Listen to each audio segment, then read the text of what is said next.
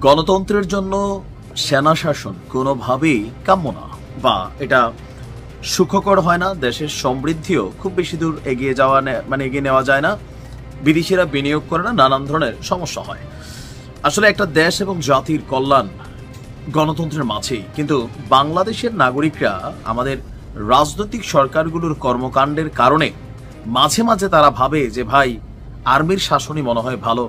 দিন শেষে আবার 1/11-এর সেই যেই স্মৃতি, সেগুলো দেখলে আবার মনে হয় যে না, আর্মির শাসন থেকে গণতন্ত্রই ভালো বা রাজনৈতিক সরকারই ভালো। যাই হোক, বাংলাদেশের স্বাধীনতা পরবর্তী ইতিহাসে বেশ কয়েকবার সেনাবাহিনীর কু হয়েছে, ক্ষমতাও টেকনিক্যালি সেনাবাহিনীর হাতে গিয়েছে।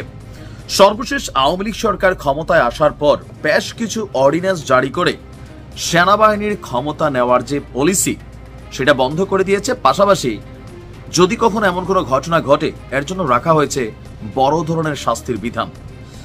আওয়ামী লীগ সরকার পতনের পর গেল 9 মাসে সেনাবাহিনী, সেনাপ্রধান নিয়ে নানান আলোচনা, সমালোচনা, গুজব এবং কি ষড়যন্ত্র আমরা দেখছি বাংলাদেশে হচ্ছে।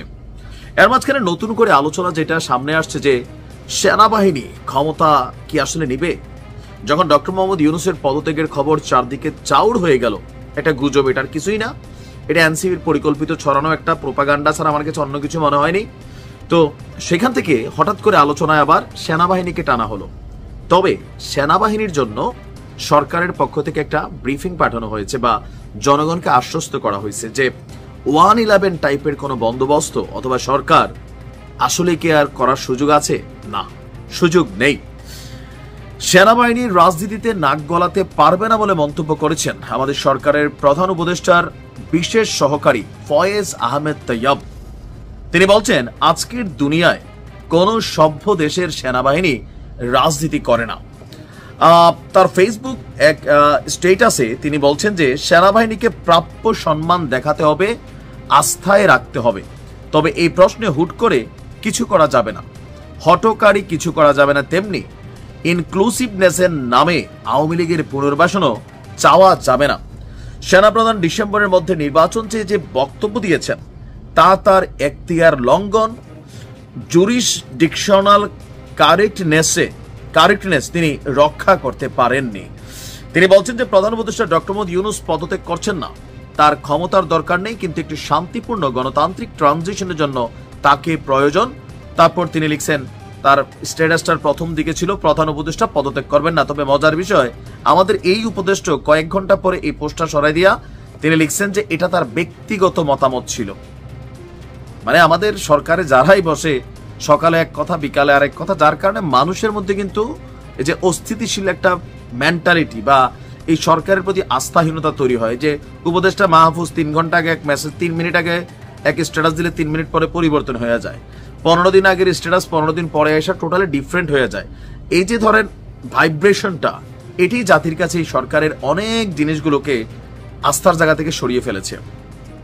তবে আমরা বাংলাদেশের নাগরিক হিসাবে আমরা চাই বাংলাদেশ গণতন্ত্রের পথে হাঁটবে, এই দেশের ক্ষমতা রাজনীতিবিদদের থাকবে। তবে রাজনীতিবিদ হিসাবে আমরা অতীত বলেন, বর্তমান বলেন এবং আধুনিক জমানার যে রাজনীতিবিদদেরকে দেখছি, এক একজনের থেকে বড় বড় বেয়াদব। তো রাজনীতিবিদদের প্রতি যদি এরকম বেয়াদবি, অসম্মানে, আবার মুরব্বীরাও যখন কথা বলেন, বাচ্চা টাচ্চা গণার টাইম নেই, কারণ রাজনীতির মাঠে সবার টার্গেট ক্ষমতা।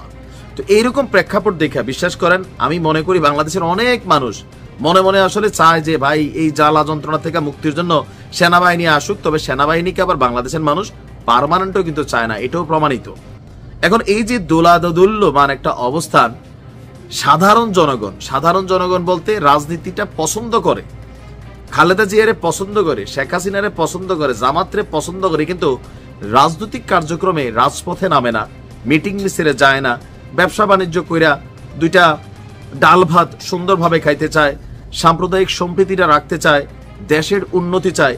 এই যে শ্রেণীর একটা জনগণ, যারা বড় মেইন জনগণ, আমরা বিভিন্ন রাজনৈতিক দলের, কিন্তু আমরা চাই দেশটা সুন্দরভাবে চলুক, আমরা চাই দেশে বিনিয়োগ আসুক, স্থিতিশীলতা থাকুক, অপরাধ করলে আইন আছে, আইন আবার টাকাওয়ালাদের কাছে বিক্রি হবে না, আইন আবার হেলোর কাছে বিক্রি হবে না, চেয়ারের কাছে বিক্রি হবে না। আইন সুন্দরভাবে উন্নত রাষ্ট্রগুলোর মতন পরিচালিত হবে, আদালত মানুষের ভরসার জায়গা থাকবে, ন্যায় বিচারের জায়গা থাকবে। এই জিনিসগুলো সাধারণ মানুষের প্রত্যাশা। আর এই প্রত্যাশাটা নিয়েই রাজনৈতিক দলগুলা বরাবরই খেলেন, কিন্তু কেউই এই প্রত্যাশার জায়গা পূরণ করতে পারে নাই আনটিল এই এনসিপি। এরাও যে ভবিষ্যতে গিয়ে কি করবে এটা মানুষ বুঝা গেছে, মানুষের কাছে এগুলোর বোঝার বাকি নাই। যার কারণে বিভিন্ন সময় দেশের মানুষ মুড সুইং এ পড়ে যে আসলে আমরা কি চাই। তখন মাঝে মাঝে মনে হয় যে সেনাবাহিনী আসলে একটু ভালো হয়, আবার মনে হয় যে না না ভাই সেনাবাহিনীর দরকার নাই, রাজনৈতিক সরকারই থাকুক। আসলে মানুষ যে কি চায় নিজেও বোঝে না। আর এই যে আমরা বুঝি না, এটার কারণ হচ্ছে রাজনীতিবিদরা। আনটিল নাও এই দেশের রাজনীতিবিদদের উপর ভরসা রাখার মতন সিচুয়েশন মানুষের অন্তরের অন্তঃস্থল থেকে দলবাজির বাহিরে আসলে কি আছে? নাই। এটা আমাদের রাজনৈতিক ব্যর্থতা, কর্মী হিসেবে আমাদের ব্যর্থতা, আর নেতা হিসেবে আমাদের দলগুলোর ব্যর্থতা। বাট আমরা আশা করি কোনো একদিন এই দেশের রাজনীতি পরিচ্ছন্ন হবে, সেনাবাহিনী সার্বভৌমত্ব নিরাপত্তার কাজে থাকবে, সামরিক বাহিনী শক্তিশালী হবে, আপডেট মেশিনারিজ থাকবে, সেনাবাহিনী প্রাপ্য সম্মান পাবে, দেশের জন্য কাজ করবে, আর রাজনীতিবিদরাও দেশের জন্য কাজ করবে। এই যে এত সুন্দর স্বপ্ন হয়তো কোনো একদিন পূরণ হবে, ততদিন আমি বাইচা থাকবো না, অথবা বাইচা থাকাও দেখা যাইতে পারি। ভালো থাকুন, আসসালামু আলাইকুম।